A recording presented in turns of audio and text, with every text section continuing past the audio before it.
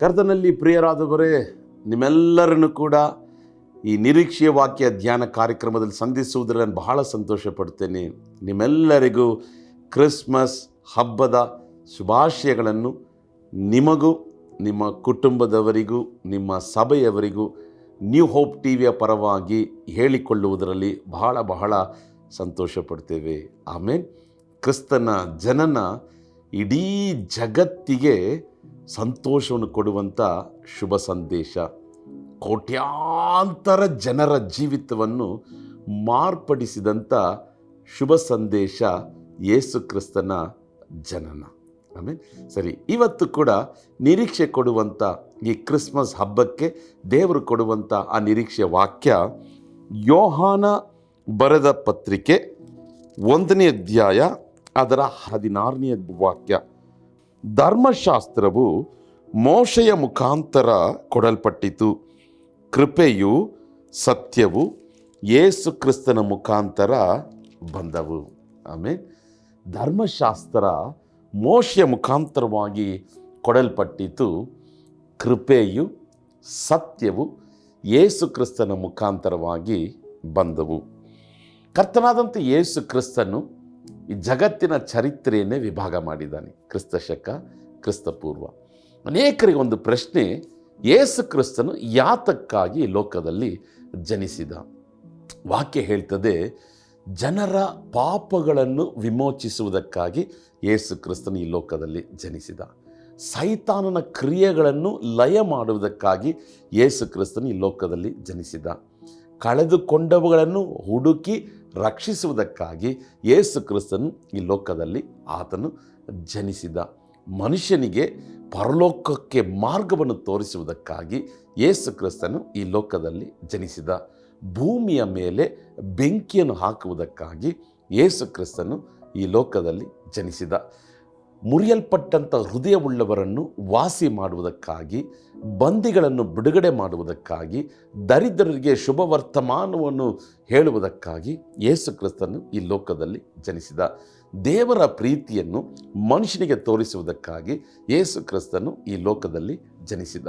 ನರಕದಿಂದ ವಿಮೋಚಿಸಿ ಪರಲೋಕ ರಾಜ್ಯಕ್ಕೆ ಸೇರಿಸುವುದಕ್ಕಾಗಿ ಯೇಸು ಕ್ರಿಸ್ತನು ಈ ಲೋಕದಲ್ಲಿ ಜನಿಸಿದ. ಈ ರೀತಿಯಾಗಿ ಹೇಳ್ತಾನೇ ಹೋಗ್ಬೋದು. ಆದರೆ ಯೋಹಾನ ಬರೆದ ಪತ್ರಿಕೆ 1ನೇ ಅಧ್ಯಾಯ ಅದರ ಕೆಲವು ಭಾಷಾಂತರದಲ್ಲಿ ಇದು 16ನೇ ವಾಕ್ಯದಲ್ಲಿದೆ, ಕನ್ನಡ ಪುಸ್ತಕದಲ್ಲಿ 17ನೇ ವಾಕ್ಯದಲ್ಲಿದೆ. ನೋಡ್ರಿ, ಮೊದಲು 17ನೇ ವಾಕ್ಯ ಬರ್ತಿದೆ, ಅದಾದ ನಂತರ 16ನೇ ವಾಕ್ಯ ಬರ್ತಿದೆ. ಇಲ್ಲಿ ಹೇಳ್ತದೆ, ಯೇಸು ಕ್ರಿಸ್ತನು ಬಂದಂಥ ಒಂದು ಉದ್ದೇಶ, ಆತನ ಮುಖಾಂತರವಾಗಿ ನಾವು ದೊರಕಿಕೊಳ್ಳುವಂಥ 2 ಆಶೀರ್ವಾದಗಳು, ಒಂದು ಕೃಪೆ, ಇನ್ನೊಂದು ಸತ್ಯ. ಆಮೇನ್, ಹಲ್ಲೆಲೂಯಾ. ಕ್ರಿಸ್ಮಸ್ ನಮಗೆ ಕೊಡುವಂಥ ಆಶೀರ್ವಾದ, ಕ್ರಿಸ್ಮಸ್ ನಿರೀಕ್ಷೆ ನಮಗೆ ಕೊಡುವಂಥ ಹೊಸ ನಂಬಿಕೆ ಏನಂತ ನೋಡಬೇಕಾದ್ರೆ, ಯೇಸು ಕ್ರಿಸ್ತನ ಮುಖಾಂತರವಾಗಿ ಕೃಪೆ, ಯೇಸು ಕ್ರಿಸ್ತನ ಮುಖಾಂತರವಾಗಿ ಸತ್ಯ. ಇವತ್ತು ಇದನ್ನೇ ಸಂಕ್ಷಿಪ್ತವಾಗಿ ನಾವು ಧ್ಯಾನ ಮಾಡಿ ಯೇಸು ನಮಗೆ ಕೊಟ್ಟಂಥ ಆಶೀರ್ವಾದವನ್ನು ನಾವು ಕೊಂಡಾಡೋಣ. ಯೇಸು ಈ ಲೋಕದಲ್ಲಿ ಹುಟ್ಟಿದ್ದು ಮಾತ್ರ ಅಲ್ಲ, ನಿನ್ನ ಹೃದಯದಲ್ಲಿ ಹುಟ್ಟಬೇಕು. ಲೋಕದಲ್ಲಿ ಹುಟ್ಟಿದ್ದನ್ನು ನೆನೆಸಿ ನೀನು ಸಂತೋಷ ಪಟ್ಟರೆ ಪ್ರಯೋಜನ ಇಲ್ಲ. ಹೃದಯದಲ್ಲಿ ಹುಟ್ಟಿರೋದನ್ನು ನೆನೆಸಿ ರಕ್ಷಣೆ ಪಾತ್ರವನ್ನು ತೆಗೆದು ದೇವರಿಗೆ ಸ್ತೋತ್ರ ಸಲ್ಲಿಸಬೇಕು. ಕೃಪೆ ಯೇಸು ಕ್ರಿಸ್ತನ ಮೂಲಕ ಬಂತು. ಕೃಪೆ ಅಂದರೆ ಏನು? ಯೋಗ್ಯತೆ ಇಲ್ಲದವನಿಗೆ ದೇವರು ಕೊಡುವಂಥ ಉಚಿತಾರ್ಥ ದಾನ. ಈ ಕೃಪೆಯಿಂದಲೇ ಎಲ್ಲ ಆಶೀರ್ವಾದ ಪ್ರಿಯರಾದವರೇ. ರಕ್ಷಣೆ ಕೃಪೆಯಿಂದಲೇ, ಅಭಿಷೇಕ ಕೃಪೆಯಿಂದಲೇ, ಸೇವೆ ಕೃಪೆಯಿಂದಲೇ, ಹಣ ಆಶೀರ್ವಾದ ಕೃಪೆಯಿಂದಲೇ, ಕೆಲಸ ಕೃಪೆಯಿಂದಲೇ, ಕುಟುಂಬ ಕೃಪೆಯಿಂದಲೇ, ಸಭೆ ಕೃಪೆಯಿಂದಲೇ, ಹೆಂಡತಿ ಮಕ್ಕಳು ಕೃಪೆಯಿಂದಲೇ, ನಮಗಿರುವಂಥ ಮನೆ ಎಲ್ಲವೂ ಕೃಪೆಯಿಂದಲೇ. ನಾವು ಇದನ್ನು ಹೊಂದಿಕೊಳ್ಳಲು ಯೋಗ್ಯರಲ್ಲ. ಯೇಸು ಕ್ರಿಸ್ತನಿ ಲೋಕದಲ್ಲಿ ಹುಟ್ಟಿರುವುದರಿಂದ ಈ ಸಕಲ ಆಶೀರ್ವಾದಗಳನ್ನು ದೇವರು ನಮಗೆ ಅನುಗ್ರಹಿಸಿದ್ದಾನೆ. ಎಲ್ಲವೂ ದೇವರ ಕೃಪೆ. ನಾವು ಉಳಿದಿರುವುದು ದೇವರ ಕೃಪೆ, ನಾವು ನಾಶವಾಗದೇ ಇರುವುದು ದೇವರ ಕೃಪೆ. ದೇವರ ಕೃಪೆಯಿಂದಲೇ ಎಲ್ಲ ಆಶೀರ್ವಾದಗಳು. ಆ ಯೇಸು ಕ್ರಿಸ್ತನು ಲೋಕದಲ್ಲಿ ಹುಟ್ಟಿರುವುದರಿಂದ ಯೋಗ್ಯತೆ ಇಲ್ಲದಿರುವಂಥ ನಾವು ಕರ್ತನು ನಮಗಾಗಿ ಇಟ್ಟಿರುವಂಥ ಆಶೀರ್ವಾದಗಳನ್ನು ಆ ಕೃಪೆಯ ಮೂಲಕ ಕೊಡುವುದಕ್ಕಾಗಿ ಯೇಸು ಈ ಲೋಕದಲ್ಲಿ ಹುಟ್ಟಿದ. ಎರಡನೇದಾಗಿ ಸತ್ಯ. ಆಮೇಲೆ ಸತ್ಯವನ್ನು ತಿಳಿದುಕೊಳ್ಳುವಿರಿ, ಆ ಸತ್ಯವು ನಿಮಗೆ ಬಿಡುಗಡೆ ಮಾಡ್ತದೆ. ಈ ಪುಸ್ತಕಕ್ಕೆ ಒಂದು ಹೆಸರು ಸತ್ಯವೇದ. ಆಮೇಲೆ ಸತ್ಯವೇದ.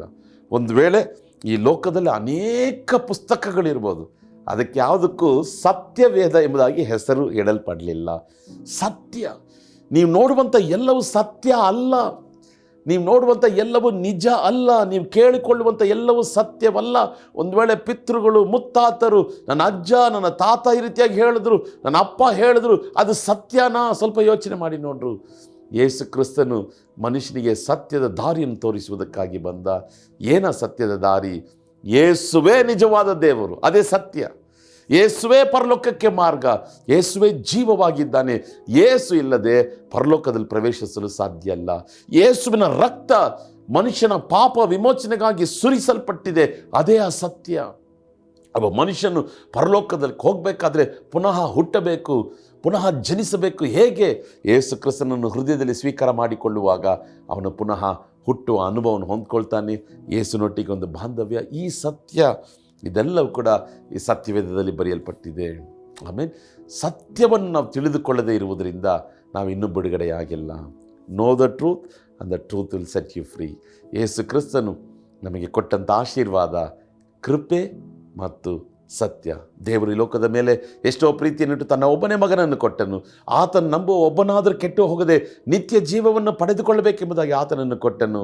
ಈ ಕೃಪೆ, ಈ ಸತ್ಯ, ಈ ಎರಡು ಆಶೀರ್ವಾದಗಳನ್ನು ಅನುಭವಿಸಬೇಕಾದರೆ ಯೇಸುವನ್ನು ನಮ್ಮ ಹೃದಯದಲ್ಲಿ ಸ್ವೀಕಾರ ಮಾಡಿಕೊಳ್ಳೋಣ.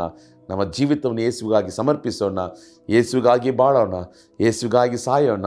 ಸತ್ತ ನಂತರ ಪರಲೋಕ ರಾಜ್ಯದಲ್ಲಿ ಯೇಸುವಿನ ಸಂಗಡ ಎಂದೆಂದಿಗೂ ಬದುಕೋಣ. ಇದೇ ರೀ ಶುಭ ಸಂದೇಶ.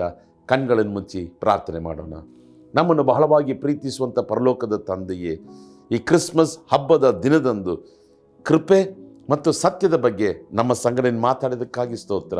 ನಾವೆಲ್ಲರೂ ಈ ಕೃಪೆಯಿಂದ ಬರುವಂಥ ಆಶೀರ್ವಾದಗಳನ್ನು ಅನುಭವಿಸುವಂತೆ, ಸತ್ಯವನ್ನು ತಿಳಿದುಕೊಂಡು ಬಿಡುಗಡೆಯನ್ನು ಹೊಂದಿಕೊಳ್ಳುವಂತೆ ನಮಗೆ ಕೃಪೆಯನ್ನು ಅನುಗ್ರಹಿಸು ಸ್ವಾಮಿ. ನಿಮಗೆ ಮಹಿಮೆಯನ್ನು ಸಲ್ಲಿಸ್ತೇವೆ. ಯೇಸು ಕ್ರಿಸ್ತನ ನಾಮದಲ್ಲಿ ಪ್ರಾರ್ಥಿಸ್ತೇವೆ ತಂದೆಯೇ. Amen, amen. Have a blessed Christ-centered Christmas. Amen. Yesu ಕ್ರಿಸ್ತನಿಲ್ಲದೆ ಕ್ರಿಸ್ಮಸ್ ಹಬ್ಬ ಇಲ್ಲ. ಯೇಸು ಕ್ರಿಸ್ತನನ್ನು ಕೇಂದ್ರವಾಗಿಟ್ಟು ಕ್ರಿಸ್ಮಸ್ ಹಬ್ಬವನ್ನು ಆಚರಿಸೋಣ. God bless you. Have a blessed day. Amen.